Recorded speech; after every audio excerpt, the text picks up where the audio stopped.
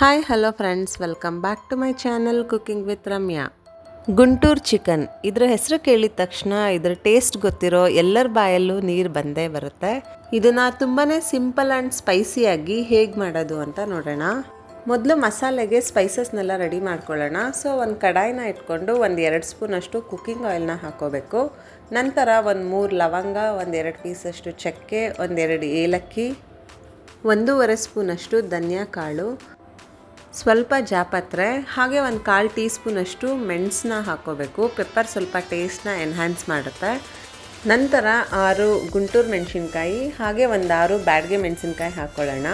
1/4 tea ಸ್ಪೂನಷ್ಟು ಜೀರಿಗೆ. ಈ ಎಲ್ಲ ಸ್ಪೈಸಸ್ನು ಗ್ಯಾಸ್ ಫ್ಲೇಮ್ ಲೋ ಇಟ್ಕೊಂಡು ಚೆನ್ನಾಗಿ ಫ್ರೈ ಮಾಡ್ಕೋಬೇಕು. ನಾನಿಲ್ಲಿ ಬ್ಯಾಡಗೆ ಮೆಣಸಿನ್ಕಾಯಿನೂ ಕೂಡ ಯೂಸ್ ಮಾಡ್ಕೊಂಡಿದ್ದೀನಿ, ಯಾಕಂದರೆ ಬರೀ ಗುಂಟೂರು ಮೆಣಸಿನ್ಕಾಯಿ ಹಾಕ್ಕೊಂಡ್ರೆ ತುಂಬಾ ಸ್ಪೈಸಿ ಆಗುತ್ತೆ. ಸೊ ಕಲರೆಲ್ಲ ಸ್ವಲ್ಪ ಚೆನ್ನಾಗಿ ಬರಲಿ ಅನ್ನೋ ಕಾರಣಕ್ಕೆ ಇದನ್ನು ಹಾಕ್ಕೊಂಡಿದ್ದೀನಿ. ನೋಡಿ, ಇಷ್ಟ ಆದರೆ ಸಾಕು.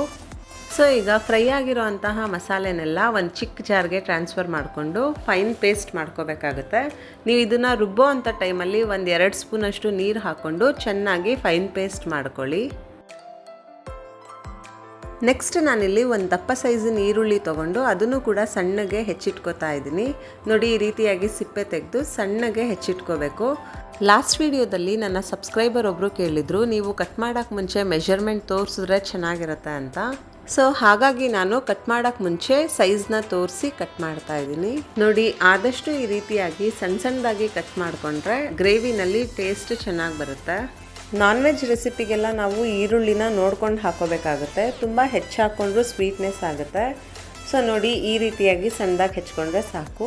ನೆಕ್ಸ್ಟ್ ನಾವು ಮಸಾಲೆನೆಲ್ಲ ಫ್ರೈ ಮಾಡಿ ಇಟ್ಕೊಂಡಿದ್ವಲ್ಲ, ಸೊ ಅದೇ ಪಾತ್ರೆಗೆ 5-6 ಚಮಚ ಕುಕ್ಕಿಂಗ್ ಆಯಿಲ್ನ ಹಾಕ್ಕೊಳ್ಳೋಣ.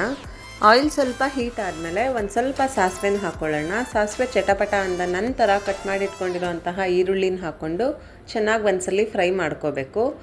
ನಾನ್ ವೆಜ್ ರೆಸಿಪಿಗೆ ಸಾಸಿವೆ ಬೇಡ ಅನ್ನೋರು ಸ್ಕಿಪ್ ಕೂಡ ಮಾಡ್ಬೋದು.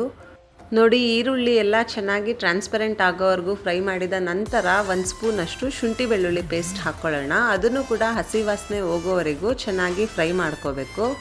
ಹೀಗೆ 1-2 ನಿಮಿಷಗಳ ಕಾಲ ಚೆನ್ನಾಗಿ ಫ್ರೈ ಮಾಡ್ಕೋಬೇಕು. ನೆಕ್ಸ್ಟ್ ನಾವು ಇದಕ್ಕೆ 4 ಗುಂಟೂರು ಮೆಣಸಿನ್ಕಾಯಿನೂ ಕೂಡ ಒಗ್ಗರಣೆಗೆ ಸೇರಿಸ್ಕೊಳ್ಳೋಣ. ಸೊ ಸ್ಪೈಸಿಯಾಗಿ ಚೆನ್ನಾಗಾಗುತ್ತೆ ಗ್ರೇವಿ. ಮೆಣಸಿನ್ಕಾಯಿ ಚೆನ್ನಾಗಿ ಕ್ರಿಸ್ಪಿ ಆಗೋ ಥರ 1 ಮಿನಿಟ್ ಅಷ್ಟು ಚೆನ್ನಾಗಿ ಫ್ರೈ ಮಾಡ್ಕೋಬೇಕು. ಸೊ ಇದು ಚೆನ್ನಾಗಿ ಫ್ರೈ ಆದ ನಂತರ ನಾನಿಲ್ಲಿ 1/4 kg ಅಷ್ಟು ಸ್ಕಿನ್ ಔಟ್ ಚಿಕನ್ನ ಇದಕ್ಕೆ ಸೇರಿಸ್ಕೋತಾ ಇದ್ದೀನಿ. ನೀರೇನು ಹಾಕದಂತೆ 2-3 ನಿಮಿಷಗಳ ಕಾಲ ಆಯಿಲಲ್ಲೇ ಚಿಕನ್ನ ಚೆನ್ನಾಗಿ ಒಂದ್ಸಲಿ ಫ್ರೈ ಮಾಡ್ಕೋಬೇಕು.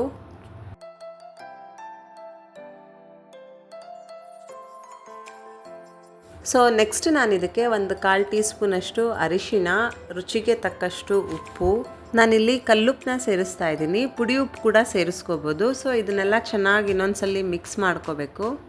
ಆದಷ್ಟು ನಾವು ಗುಂಟೂರು ಚಿಕನ್ಗೆ ಬೋನ್ ಪ್ಲಸ್ ಬೋನ್ಲೆಸ್ 2 ಚಿಕನ್ನ ಸೇರಿಸ್ಕೊಂಡು ಮಾಡಿಕೊಂಡ್ರೆ ಚೆನ್ನಾಗಿರುತ್ತೆ. ಸೊ ನಾನು ಕೂಡ ಅದೇ ರೀತಿಯಾಗಿ ಯೂಸ್ ಮಾಡಿದ್ದೀನಿ.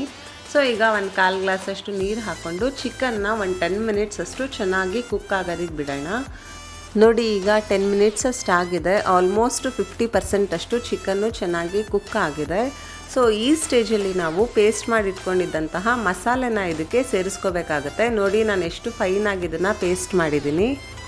ಇದೇ ರೀತಿಯಾಗಿ ಫೈನ್ ಪೇಸ್ಟ್ ಮಾಡಿದ್ರೆ ಮಸಾಲೆ ಚೆನ್ನಾಗಿರುತ್ತೆ. ಸೊ ಕಂಪ್ಲೀಟಾಗಿ ಎಲ್ಲ ಮಸಾಲೆನೂ ಇದಕ್ಕೆ ಟ್ರಾನ್ಸ್ಫರ್ ಮಾಡ್ಕೊಳ್ಳೋಣ. ಜಾರಲ್ಲಿ ಉಳಿದಿರೋ ಅಂತಹ ಮಸಾಲೆಗೂ ಕೂಡ ಇನ್ನೂ ಅರ್ಧ ಗ್ಲಾಸಷ್ಟು ನೀರನ್ನ ಹಾಕಿ ಇದಕ್ಕೆ ಸೇರಿಸ್ಕೊಳ್ಳೋಣ. ಸೊ ಮಸಾಲೆ ಎಲ್ಲ ಹಾಕಿದ ನಂತರ ಚೆನ್ನಾಗಿ ಇದನ್ನೆಲ್ಲ ಇನ್ನೊಂದ್ಸಲಿ ಮಿಕ್ಸ್ ಮಾಡಿಕೊಂಡು ಲಿಡ್ನ ಕ್ಲೋಸ್ ಮಾಡಿ 10-15 ಮಿನಿಟ್ಸ್ ಅಷ್ಟು ಚಿಕನ್ ಕುಕ್ ಆಗೋವರೆಗೂ ಕಂಪ್ಲೀಟಾಗಿ ಕುಕ್ ಮಾಡ್ಕೋಬೇಕಾಗುತ್ತೆ. ನೀರಿನ ಕ್ವಾಂಟಿಟಿನೂ ನೀವು ನೋಡ್ಕೊಂಡು ಹಾಕ್ಕೋಬೇಕಾಗುತ್ತೆ. ಗ್ರೇವಿ ಥರ ಬೇಕಂದರೆ ಸ್ವಲ್ಪ ಹೆಚ್ಚಾಗಿ ನೀರು ಹಾಕ್ಕೊಳ್ಳಿ, ಅಥವಾ ಡ್ರೈ ಮಾಡ್ತಿದ್ದೀರಾ ಅಂದರೆ ನೀರು ಕಡಿಮೆ ಹಾಕ್ಕೊಂಡು ಕುಕ್ ಮಾಡಿ. ನೋಡಿ, ಈಗ 10-15 ಮಿನಿಟ್ಸ್ ಅಷ್ಟು ಆಗಿದೆ. ಚಿಕನ್ ಎಲ್ಲ ಚೆನ್ನಾಗಿ ಕುಕ್ ಆಗಿದೆ. ನನಗೆ ಸ್ವಲ್ಪ ಗ್ರೇವಿ ಬೇಕು ಅನ್ನೋ ಕಾರಣಕ್ಕೆ ಈ ಕನ್ಸಿಸ್ಟೆನ್ಸಿಲಿ ಮಾಡ್ಕೊಂಡಿದ್ದೀನಿ. ಸೊ ಈಗ ಚಿಕನ್ನೆಲ್ಲ ಚೆನ್ನಾಗಿ ಒಂದ್ಸಲಿ ಮಿಕ್ಸ್ ಮಾಡಿಕೊಂಡು ಈ ಟೈಮಲ್ಲಿ ಉಪ್ಪು ಖಾರ ಎಲ್ಲ ನೋಡ್ಕೋಬೇಕಾಗುತ್ತೆ. ಏನಾದರೂ ಶಾರ್ಟೇಜ್ ಇತ್ತಂದರೆ ಈಗ ಆ್ಯಡ್ ಮಾಡ್ಕೋಬೋದು, ಅಥವಾ ಚಿಕನ್ ಏನಾದರೂ ಇನ್ನೂ ಕುಕ್ ಆಗಬೇಕಂದ್ರೆ ಇನ್ನೂ ಸ್ವಲ್ಪ ಕುಕ್ ಮಾಡ್ಕೋಬೋದು.